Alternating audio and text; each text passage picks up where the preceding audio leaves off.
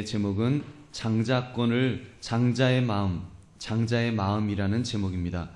우리가 지난주에는 장자권을 붙들자라는 제목으로 말씀을 함께 나누었습니다. 한 번밖에 살 수 없는 인생인데 우리가 치사하게 팥죽 한 그릇에 장자권을 파는 자가 아니라 하나님의 장자로 사는 것이 얼마나 소중한 것인가를 함께 나누었습니다. 오늘은 그렇다면 장자로서 어떻게 살 것인가, 이 하우의 문제를 살피려고 합니다. 특히 오늘 우리가 읽은 본문 탕자의 비유 뒤에 이어지는 말씀, 이 탕자 집안의 진짜 장자였던 이 큰아들을 통해서 장자의 마음가짐을 점검하시기를 바랍니다. 오늘 본문의 내용은 여러분이 너무나도 잘 아는 그런 내용입니다. 탕자가 아버지 재산을 가지고 나갔다가 허랑방탕하게 다 탕진을 하고 이제 알거지가 되었습니다. 아버지 집에 품꾼의 하나로 써주소서. 이 뒤늦게나마 자기의 잘못을 깨닫고 집으로 돌아왔을 때 아버지가 그 동생을 기쁨으로 맞아 주었다는 내용입니다. 그냥 기쁨으로 맞아준 정도가 아니라 그 탕자를 위하여 소를 잡고 양을 잡으며 큰 잔치를 벌였으며 심지어 아들의 신분까지 회복시켜 주었던 것입니다. 바로 그때 그 소식을 밭에서 일하다가 돌아온 큰 아들이 듣게 되었습니다.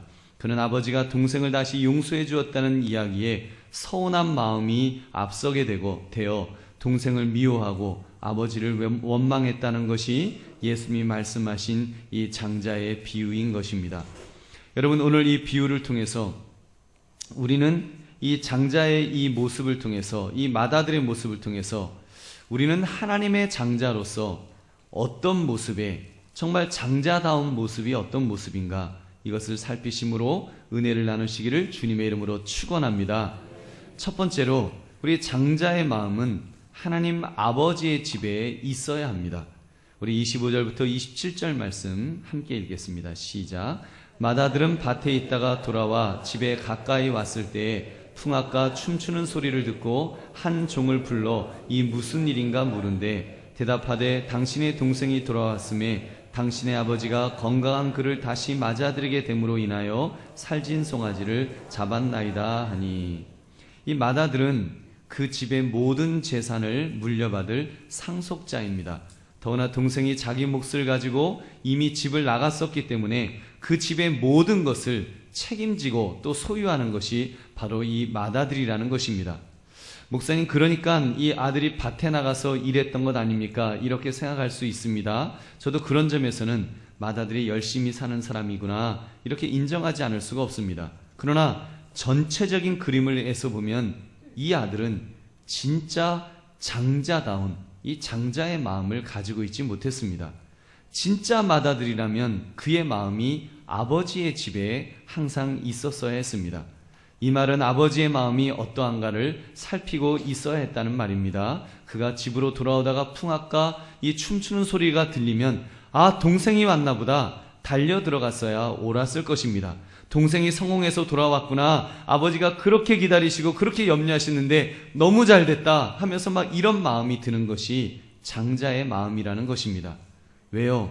그는 장자의 마음은 아버지의 마음이고 그 집안 전체를 책임지는 마음이기 때문입니다. 나이 드신 아버지의 마음까지 헤아릴 수 있는 것, 집을 나간 철없는 동생까지 헤아릴 수 있는 것, 이것이 장자의 마음입니다.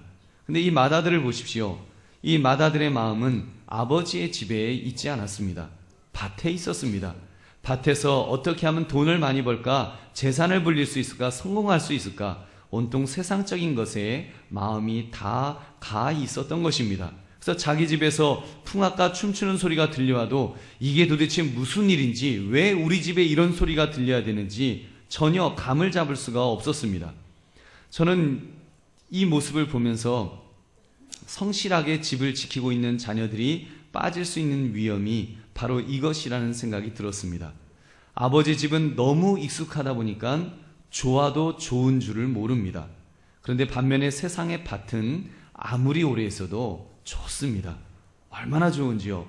여러분 그러잖아요. 돈 버는 재미가 제일 재밌다고. 막 이렇게 돈 막 긁어 모으셨던 분들 계시죠. 한참 경기 좋을 때 막 돈 이렇게 모으셨던 분들.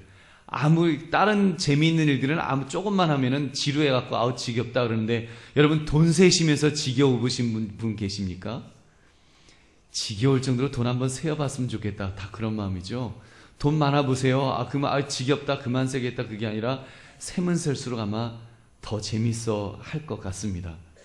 여러분 지금 이 큰아들이 돈 버는 재미에 흠뻑 빠져 있다 보니까 아버지 집에 대한 관심은 사라져 버린 것입니다. 그가 진짜 아버지의 심정을 알았더라면 기쁨이 앞서야 했는데 이 주파날이 먼저 튕겨졌던 것입니다. 사랑하는 성도들이여, 그렇게 볼 때 오늘날 한국교회 성도들의 마음이 이렇지 않은가 심히 염려가 됩니다. 제가 볼 때 두 종류의 성도들이 좀 있는 것 같습니다. 한 부류는 아예 마음도 몸도 밭에 가 있는 사람들입니다. 오늘날 하나님의 자녀라고 하면서 모든 마음의 중심은 세상 속에 가 있는 사람들이 얼마나 많습니까? 지금 예배의 자리에 있어야 되는데 몸도 이미 세상 속으로 나가 있는 분들도 굉장히 많이 있습니다. 어떻게 출세할까? 어떻게 돈을 더 잘 벌까? 어떻게 유명한 사람이 될까? 어떻게 좋은 대학을 갈까? 온통 마음이 세상으로 향해 있습니다. 여러분에게 한번 이런 질문을 드려봅니다. 지난 일주일 동안 여러분의 몸은 어디에 있었습니까? 물론 주로 직장이나 또는 가정에서 있으셨겠지요. 근데 그 직장에 몸뿐 아니라 마음도 온통 그것에 빼앗겨 있지는 않으셨는지요? 과연 얼마나 정말 많은 시간을 할애해서 하나님을 깊이 묵상하는 그런 시간을 보내셨는지요? 혹시 일주일 동안 고이 모셔두었던 이 성경책 과연 그냥 툭툭 그 먼지 털고서 처음 성경 붙들고 오늘 이곳에 오신 분은 혹시 안 계실런지요? 여러분, 그런 면에서 한번 내 자신을 돌아보자는 것입니다. 내 마음이 너무 세상 속으로 가 있지 않았던지. 아마 또 이런 분들 계실 거예요. 목사님, 제가 그 정도로 엉터리는 아닙니다. 저는 그래도 열심히 직장 생활도 했지만 그래도 성경을 1년 1동 목표를 해서 읽고 있고 또 기도도 1시간씩 하고 있고 전도도 나름대로 하려고 전도지도 가지고 다닙니다. 그럼 저는 괜찮은 장자인 것 맞지요? 여러분, 그냥 그것만 했다면, 그 정도에서 만족한다면, 제가 점수를 드린다면 한 60점 정도라고 생각합니다.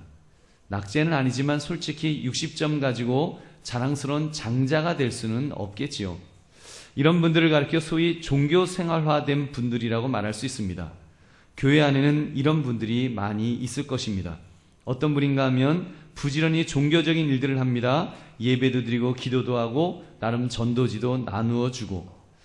근데 감격도 없고 기쁨도 없고 감사도 없고 그저 그냥 종교의 밭에 머물러서 그냥 관심은 세상 밖에 있으면서 그냥 행동만 좀 하는 것입니다.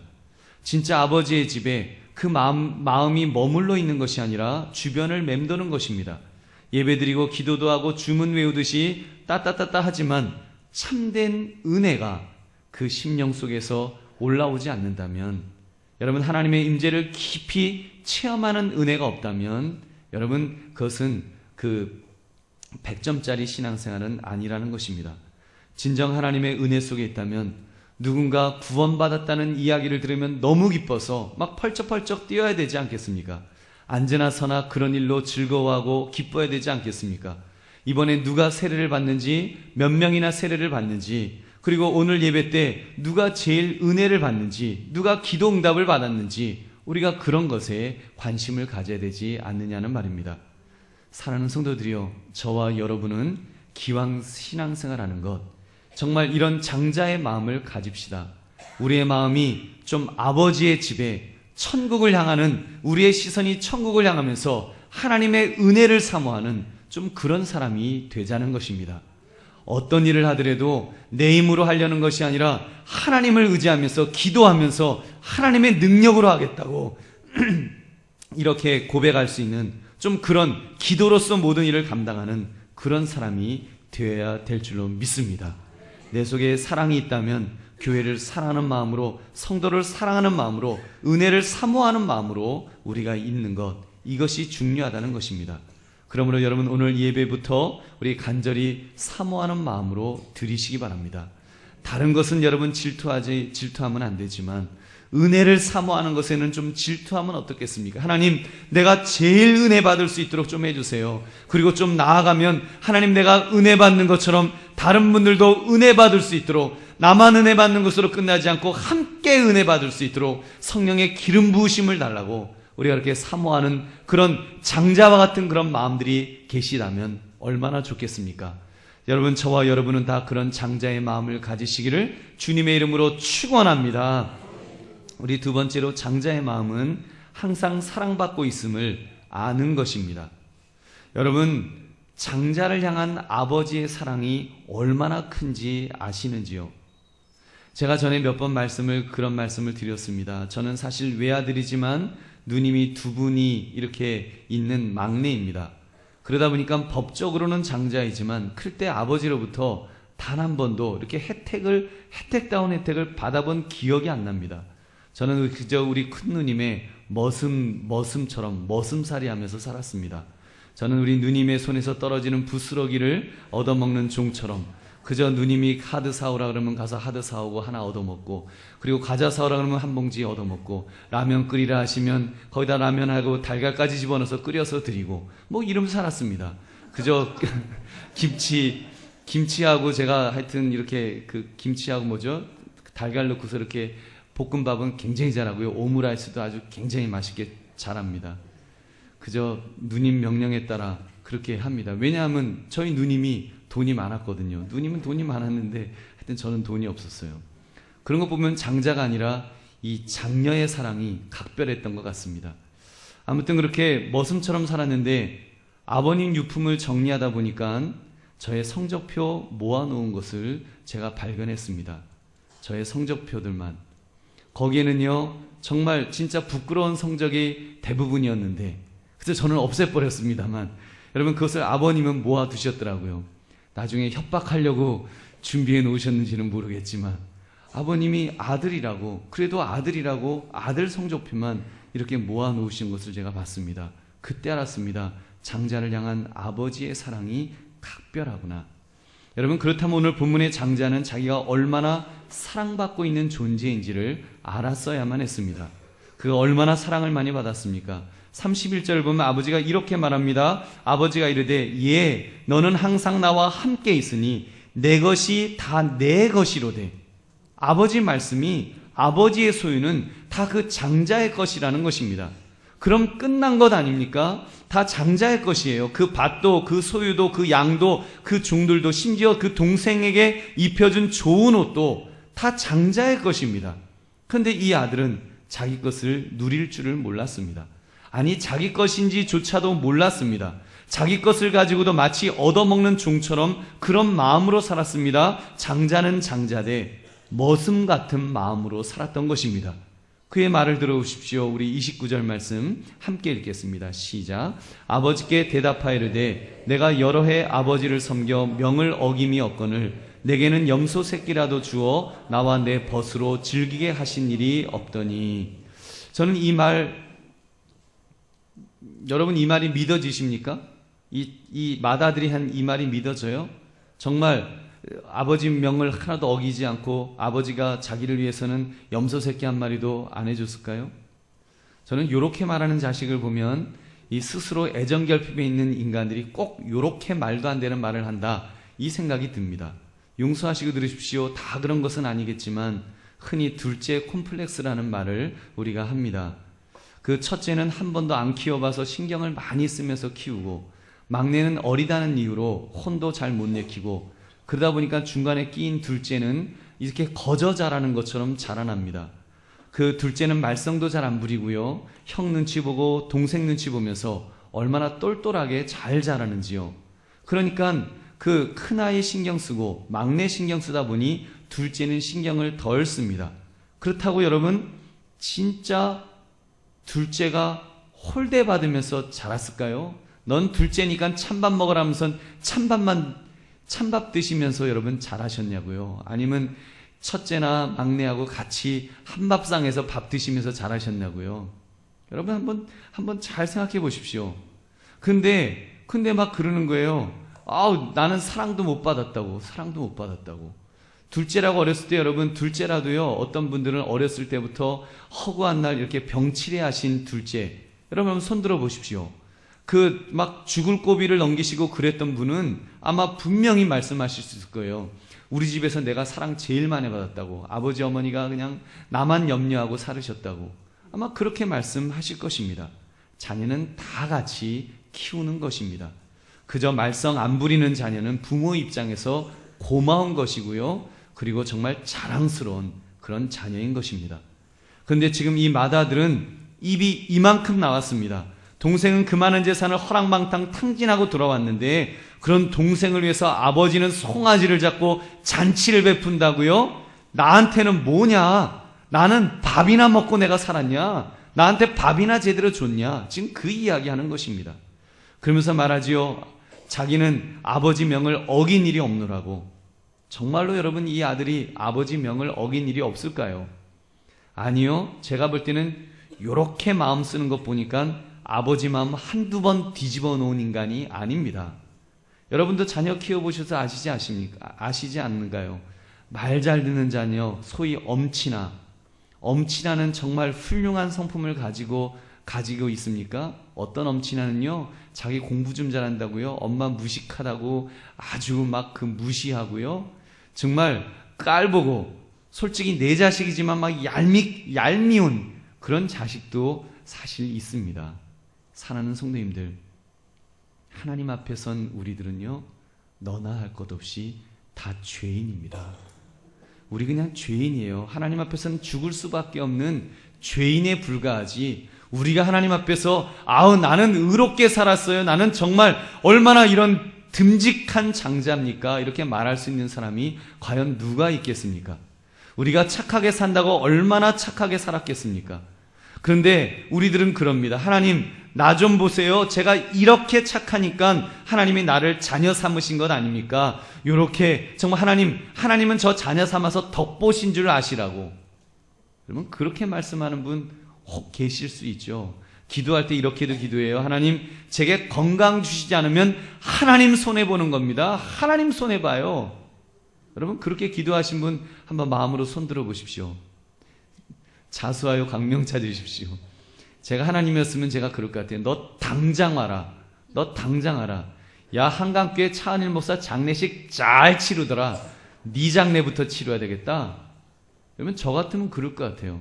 근데 여러분, 제가 그런 장례 한 번도 치르지 않은 것 보면, 여러분, 우리 하나님은 오래 참으시고 긍휼이 많으시고 사랑이 많으신 줄로 믿습니다. 여러분, 우리 그 하나님의 은혜로 살고 있는 것입니다. 여러분 보십시오. 나 같은 죄인 위해서 하나님은 독생자 예수 그리스도를 이 땅에 보내셨습니다. 우리의 죄를 대신 갚아주시기 위해서 그 아들을 십자가에서 못 박으시고, 그리고 피를 다 쏟으시도록, 그 물을 다 쏟으시도록 그렇게 죽이신 것입니다. 그 형벌을 대신 받으셨기 때문에 여러분, 우리가 이렇게 살 수 있게 되었고, 우리가 하나님의 자녀가 될 수 있었고, 하나님의 장자가 될 수 있었고, 하나님 앞에 예배자가 되어서 지금 이 자리에서 이렇게 하나님 앞에 예배 드릴 수 있는 줄로 믿습니다. 여러분, 얼마나 이게 감사한 일입니까? 그렇기 때문에 여러분, 하나님으로부터 제일 큰 사랑을 받은 사람이 바로 나인 줄로 믿습니다. 여러분, 제일 큰 사랑 받으신 줄로 믿습니다. 여러분, 제일 큰 사랑을 받았는데 이보다 더 큰 사랑이 없는데 우리는 작은 것 가지고 자꾸 입이 나와 있지는 않는지요. 만약에 세월호가 침몰했을 때 300명 이상 되는 그 아이들이 다 죽었는데, 그때 나는 구조되었다면 여러분, 우리가 어떤 마음으로 살아가야 되겠습니까? 구조되었는데 이제 그 팽목항 거기 이제 임시 처소 이렇게 있는데, 보니까 누구는 담요 2장 덮고 있는데 나는 1장뿐이 안 준다고. 나는 왜 담요를 1장뿐이 안 주냐? 쟤는 컵라면 2개 먹는데 왜 나는 하나뿐이 안 주냐? 입이 이만큼 나와 있다면 그게 철없는 아이지, 그게 제대로 생각을 가진 그 자녀의 모습이겠습니까? 근데 여러분, 우리는 너무 어리석지 않은지요? 우리는요, 정말 그 팥죽 한 그릇에 마음이 왔다 갔다 하는 우리의 모습은 없느냐는 것입니다. 따라하시기 바랍니다. 나는 장자다. 나는 최고의 사랑을 받았다. 여러분 얼마나 사랑을 많이 받았는지 분명히 깨닫고 살아가시는 저와 여러분 되시기를 주님의 이름으로 축원합니다. 세 번째, 장자의 마음은 항상 사랑하는 마음을 가지는 것입니다. 사랑을 많이 받은 사람이 사랑을 할 수 있다, 이런 말을 합니다만 제가 볼 때 다 맞는 말은 아닌 것 같습니다. 이런 논리에서 아마 그 말이 나왔을 것입니다. 고아원에서 사랑 없이 자란 아이들이, 또는 알코올 중독이나 마약 중독 같은 그런 부모님 밑에서 학대받으며 자란 아이들이 사랑을 받아본 적이 없기 때문에 사랑을 할 수 없다, 이런 논리일 것입니다. 어느 정도 맞는 말 같습니다만 다 맞는 말은 아닙니다. 제가 볼 때는 사랑을 많이 받은 사람이 사랑할 수 있는 것이 아니라 감사할 줄 아는 사람이 사랑할 수 있는 줄로 믿습니다. 여러분, 고아로 자랐어도요, 고아로 자랐어도 오히려 자녀는, 그 고아원 원장님의 자녀는 명절 때 부모님을 안 찾아오는데, 여러분, 고아 중에서도 정말 우리 원장 아버지, 원장 어머니 너무 감사해요. 해마다 선물을 가지고 또 배우자와 함께, 자녀들과 함께 와서 인사드리는 그런 원생도 있습니다. 여러분, 그런 자녀도 분명히 있는 것입니다. 다 찾아오는 것이 아니라 감사할 줄 아는 아이가 찾아오는 것입니다. 자녀도 마찬가지입니다. 사랑을 많이 받은 자녀가 부모님께 꼭 효도하는 것은 아니더라고요. 사랑을 받은 것 플러스 감사할 줄 아는 아이가, 감사할 줄 아는 자녀가 부모님께 효도하는 줄로 믿습니다. 그러다 보니까 어떤 일이 벌어져요. 제일 관심 많이 받았던 장자, 자기는 원래 그렇게 받는 것인 줄 알고 자기밖에 모르는 가짜 장자들이 얼마나 많습니까? 엉뚱하게 둘째가 감사해요라고 말합니다. 자기를 너무 사랑해 주셔서, 자기 어렸을 때 그때 자기 아파갖고 막 콜록콜록 할 때 엄마가 그때 나한테 물수건 한번 이렇게 해줬다고, 그게 너무 감사하다고, 그래서 그 부모님에게 효도하는 그런 자녀들도 많이 있습니다. 여러분, 그렇게 사랑받은 것에 대해서 정말 자기가 사랑받은 것을 알고 감사할 줄 아는 그 사람이 진짜 장자인 줄로 믿습니다.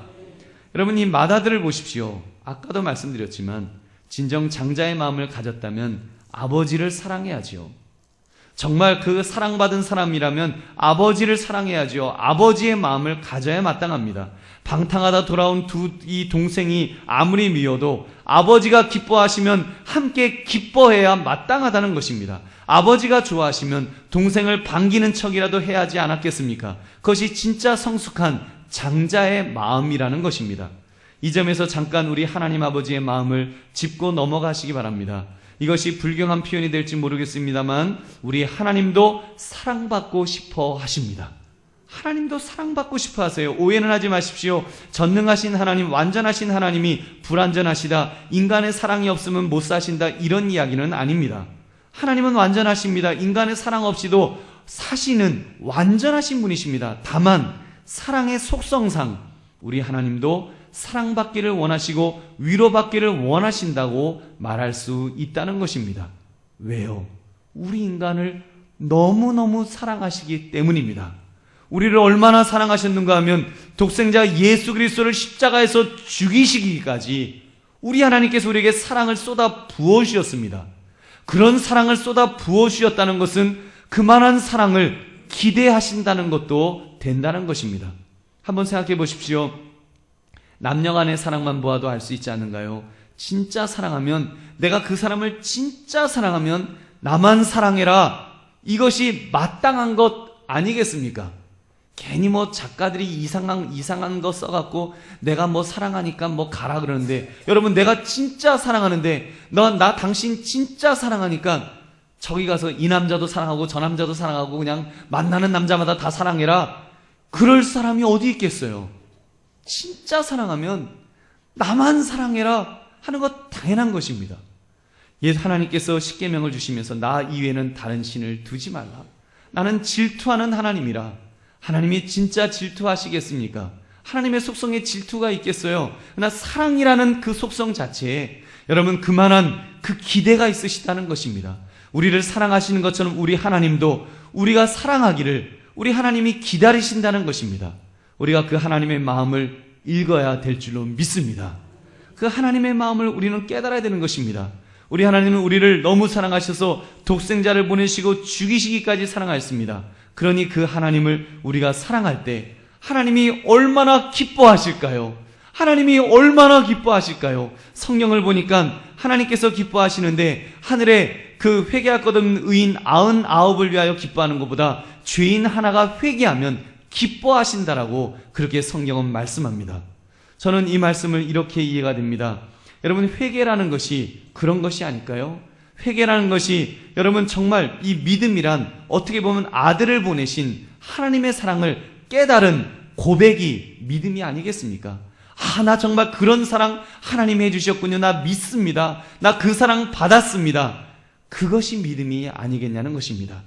여러분, 성육신하신 예수님도 보십시오. 겟세마네 동산에서 기도하실 때 사랑하는 제자들에게 이렇게 말씀하셨습니다. 내가 죽게 되었으니 나를 위하여 기도해다오.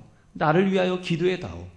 여러분, 예수님께서 얼마든지 천군 천사들에게 기도를 부탁할 수 있으셨을 것입니다. 그런데 왜 제자들에게 하셨겠어요? 제자들을 사랑하시는데 십자가에서 이제 죽으시기까지 사랑하시는 그 제자들이기 때문에, 그 사랑하는 제자들이기 때문에 그 제자들로부터 함께 기도하는 그런 위로를 받고 싶지 않으셨겠습니까? 그러므로 하나님의 사람 장자는 사랑하는 마음을 가져야 됩니다. 우리 하나님 아버지가 무엇을 좋아하시는지, 무엇을 기뻐하시는지 그 하나님 아버지의 마음을 생각하는 것입니다. 여러분, 그렇게 아버지를 사랑하는 마음을 가지다 보면 결국 아버지의 마음을 가지게 될 것입니다. 형으로서, 아버지 같은 형으로서 동생을 사랑할 수 있게 된다는 말입니다. 재산을 탕진하고 돌아온 동생 밉살스러웠겠지요. 그러나 동생 아닙니까? 아버지가 안 계시면 자기가 돌보아야 될 나보다 연약한 동생이 아니겠습니까? 그렇다면 그 동생이 살아 돌아왔으면, 그것도 회개하면서 돌아왔으면 기뻐해야 되지 않았겠습니까? 그것이 형의 마음이 아니냐는 것입니다. 근데 그 형은 동생을 돌보고자 하는 사랑이 없었습니다. 디모데전서 5장 8절, 그런 사랑이 없는 사람, 그런 사람을 이렇게 말씀합니다. 누구든지 자기 친족, 특히 자기 가족을 돌보지 아니하면 믿음을 배반한 자요 불신자보다 더 악한 자니라. 우리가 정말 그런 좀 넉넉한 마음으로 사랑하지 못하면 여러분, 불신자보다 더 악한 자가 될 수도 있다는 것입니다. 사랑하는 성도들이여, 그런 점에서 믿음의 사람은 좀 넉넉한 마음을 가졌으면 좋겠습니다. 좀 통 큰 장자의 마음을 가집시다. 지난주 잠깐 말씀드렸던 야곱의 아들 유다 같은 사람은 12형제 중에 넷째였습니다. 그것도 엄마가 단 한 번도 사랑다운 사랑을 받아본 적이 없는 불쌍한 그런 여인이었습니다. 근데 얼마나 장자 같은 마음을 가집니까? 아버지 야곱의 마음이 아플까봐 전전긍긍하며 이 관심을 쏟습니다.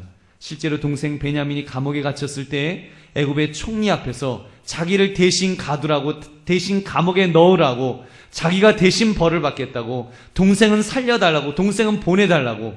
왜 그가 그렇게 말했을까요? 왜 그가 울면서 그렇게 간구했을까요?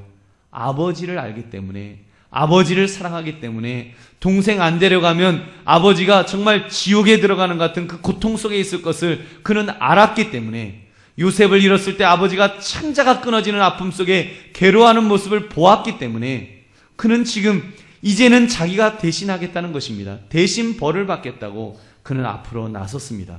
하나님은 그런 유다를 통해서, 그 장자의 마음을 가진 그 유다를 통해서 바로 메시아 예수 그리스도를 탄생하도록 만드신 줄로 믿습니다. 유다의 마음이 바로 하나님 장자 예수 그리스도의 마음입니다. 예수님의 마음이 어떠하였습니까? 우리가 하나님을 대적하며 원수되었을 때 예수님은 그 원수된 우리들을 구원하시기 위해서 참으로 십자가에서 죽으시면서 우리를 안아주셨습니다. 양손에 못이 박히셔서 피가 뚝뚝 흘러지는 그 손으로 우리를 꽉 껴안으시면서 내가 너를 사랑한다. 내가 너를 사랑한다. 우리는 하나님을 원수처럼 여기고 대적하고 있었는데, 우리는 하나님을 저주하고 있었는데, 예수님은 우리를 꽉 껴안으시면서 내가 너를 사랑한다라고 그 통 큰 사랑을, 십자가의 사랑으로 우리를 감싸 주신 줄로 믿습니다. 바로 그 사랑입니다. 사랑하는 성도들이여, 그러므로 우리는 이 장자의 마음으로 이렇게 사랑합시다.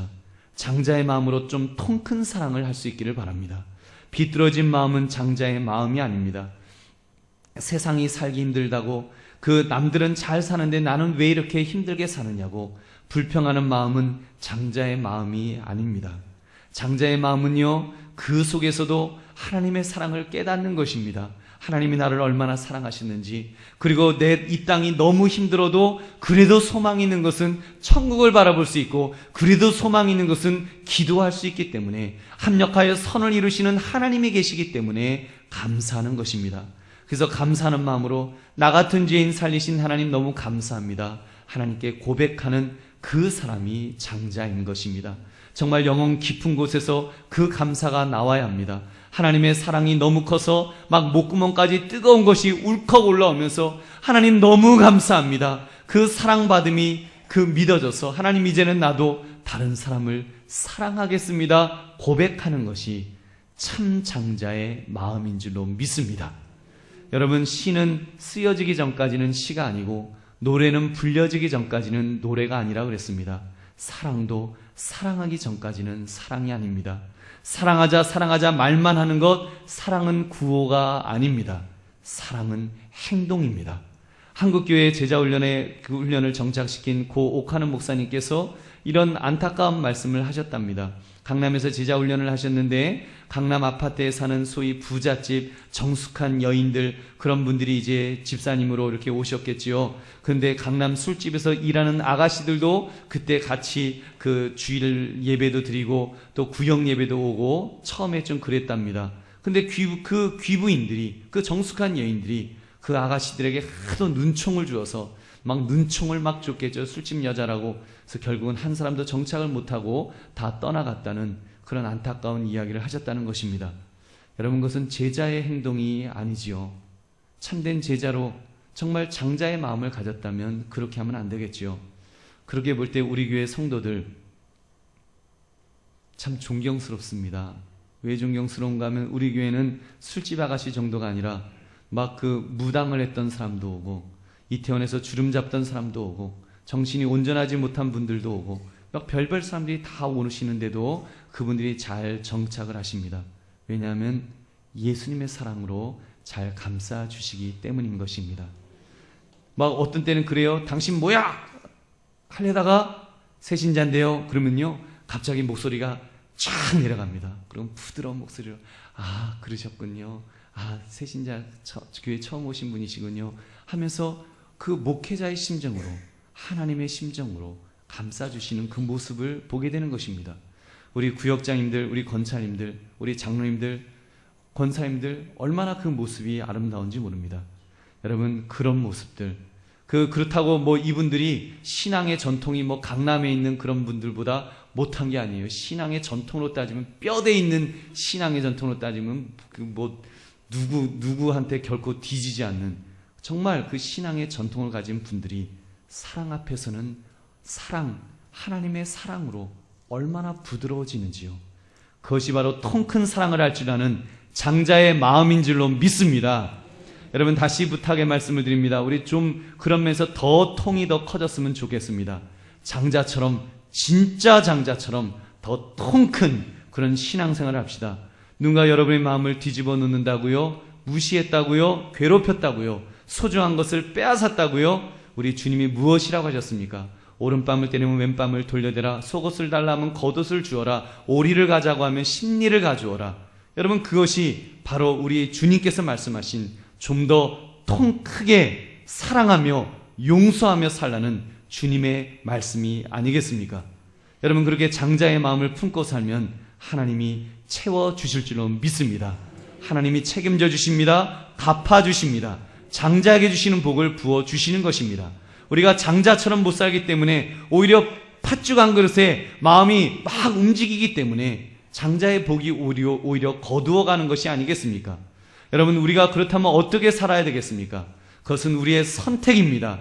우리의 결단입니다. 믿음의 사람은 여기서 바른 결단해서 내가 정말 장자처럼 통 큰 사랑을 하면서 살겠습니다. 결단하실 때 하나님께서 그런 은혜와 복을 부어주실 줄로 믿습니다. 말씀을 맺습니다.